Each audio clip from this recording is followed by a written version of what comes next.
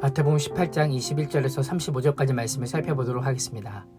예수님께서는 잃은 양을 위해 기도할 것을 명령하실 그때에 베드로가 용서에 대해 질문합니다.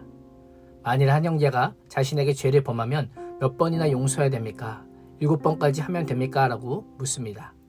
당시 랍비들은 자신에게 잘못한 자에게 3번 용서해 주는 것을 엄청난 관용이라고 하며 실천하도록 가르쳤습니다. 베드로는 랍비들보다 더 큰 관용의 태도로 유대인들에게 완전수로 여겨지는 7번 용서하면 충분하지 않겠습니까? 라고 물었던 것입니다. 예수님께서는 7번을 70번까지 할지니라 라고 하십니다. 끝없는 용서, 무한한 용서를 할 것을 명령합니다. 잘못된 형제를 거리낌 없이 받아들일 수 있을 때까지 용서하라고 말씀하고 있는 것입니다. 용서는 사람이 실천하기 가장 힘든 덕목 중에 하나입니다. 나에게 잊을 수 없는 상처와 아픔을 준 사람을 용서하는 것은 정말 어렵습니다. 그래서 용서해라, 용서해야만 한다라고 하면서 무조건적인 용서를 말하는 것도 조심스럽습니다. 예수님께서 7번을 70번까지라도 하라고 말씀하시자 제자들은 놀랐을 것입니다. 무한한 용서, 한계가 없는 용서가 가능할까라고 생각했을 것입니다. 예수님께서는 은혜를 모르는 종의 비유를 통해서 하나님 나라의 백성이 실천해야 될 용서에 대해서 알려주십니다. 예수님의 비유를 시작하시면서 갑자기 천국은 그 종들과 결산하려는 어떤 임금과 같다라고 하십니다. 왜 갑자기 천국을 언급하실까요? 천국은 무한한 용서가 있는 곳이기 때문입니다. 하나님 나라의 백성이라면 무한한 용서를 해야만 함을 알려주기 위함입니다. 임금과 종들의 관계는 하나님과 제자들의 관계, 하나님과 우리의 관계를 상징합니다. 결산이 시작되자 10,000달란트 빚진 자가 왕에게 옵니다. 1만 달란트는 6천 데나리온입니다. 1데나리온은 당시 성인 남자의 하루 품삯입니다. 1만 달란트는 6천만 명의 남성이 하루 동안 일한 품삯입니다. 한 사람이 일을 한다면 약 20만 년 동안 일을 해야 받을 수 있는 천문학적인 금액입니다. 엄청난 빚을 진 종은 갚을 길이 없었습니다. 임금은 종에게 그 몸과 아내와 자식들 모든 소유를 다 팔아 갚을 것을 명령합니다. 사실 이렇게 해도 다 갚을 수 있는 것도 아닙니다. 자신이 가지고 있는 전부를 내어놓아도 갚을 수 없다면 종이 할 수 있는 선택은 무엇입니까? 딱 하나, 자비와 긍휼을 구하는 것입니다. 절대 갚을 수 없기에 종이 할 수 있는 것은 엎드려져서 용서를 구하는 것뿐입니다. 만일 내가 임금이라면 종을 긍휼히 여겨서 용서를 받아주시겠습니까? 1만 달란트 중에서 일부 또는 전부를 탕감해 줄 수 있겠습니까? 결코 쉽지 않습니다. 오늘날처럼 돈이 신처럼 대우받는 세상 속에서 탕감해주는 것은 불가능한 것처럼 보입니다. 그런데 놀라운 일이 일어납니다. 임금이 종을 불쌍히 여겨 놓아줍니다. 천문학적인 빚 전부를 탕감해줍니다. 얼마나 돈이 많기에 그 빚을 탕감해줄까요? 눈 감아주는 걸까요? 이것이 죄인된 나를 향한 하나님의 사랑입니다.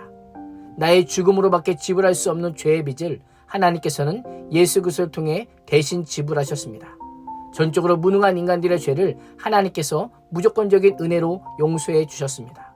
임금의 자비의 은혜를 입은 종이 나와서 자신에게 100데나리온, 동료가 자신에게 진 빚은 자신이 탕감받은 금액의 60만 분의 1에 불과한 그 100데나리온의 빚을 진 동료를 만납니다.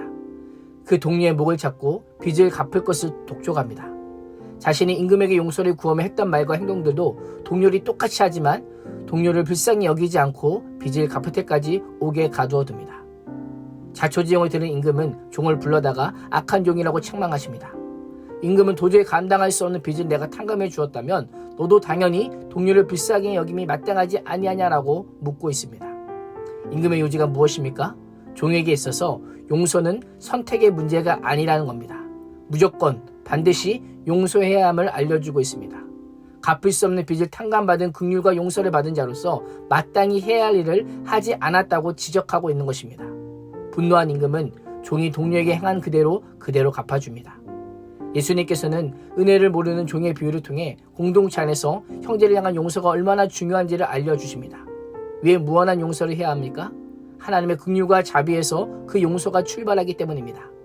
용서의 시작이 나에게 있다면 기껏해야 3번, 정말 많아야 7번입니다. 그러나 용서의 시작이 하나님께 있기에 7번을 70번까지라도 해야 하는 것입니다. 그 용서가 무엇입니까? 오늘 내가 선물로 받은 구원입니다. 하나님께서는 우리를 사랑하신 그 큰 사랑으로 인하여 허물과 죄로 죽었던 우리를 예수 그리스도와 함께 살려주셨습니다. 우리의 구원은 값을 지불하고 산 것이 아닙니다. 나의 힘과 노력의 대가로 얻은 것도 아닙니다. 오직 하나님의 은혜의 선물입니다. 누군가를 용서하기 전에 하나님의 전적인 은혜로 용서받은 자라는 사실을 기억하는 것이 우리에게는 매우 중요합니다. 그리스도인은 예수 그리스도의 보혈의 공로를 통해 하나님의 자비와 긍휼을 경험한 하나님 나라의 백성입니다. 갚을 길 없는 놀라운 은혜와 용서를 받은 자로 우리는 용서하고 불쌍히 여기는 삶을 살아야 하는 것입니다. 그래서 35절은 우리가 마음으로부터 형제를 용서하지 아니하면 하늘 아버지께서도 너희에게 이와 같이 하시리라 라고 말씀하고 있는 것입니다. 다른 사람을 용서하는 것은 말처럼 쉬운 일은 아닙니다.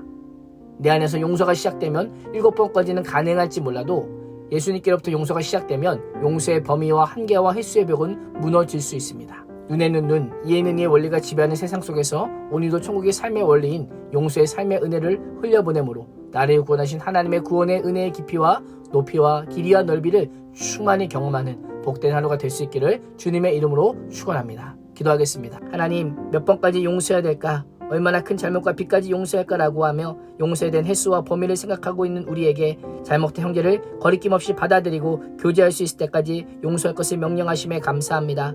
우리의 힘으로는 할 수 없음을 고백하오니 나를 먼저 사랑하시고 먼저 찾아와 주신 주님께서 나를 통해 먼저 일하여 주셔서 용서하지 못한 자를 용서하고 품을 수 있는 은혜를 허락하여 주시옵소서. 예수님의 이름으로 기도합니다.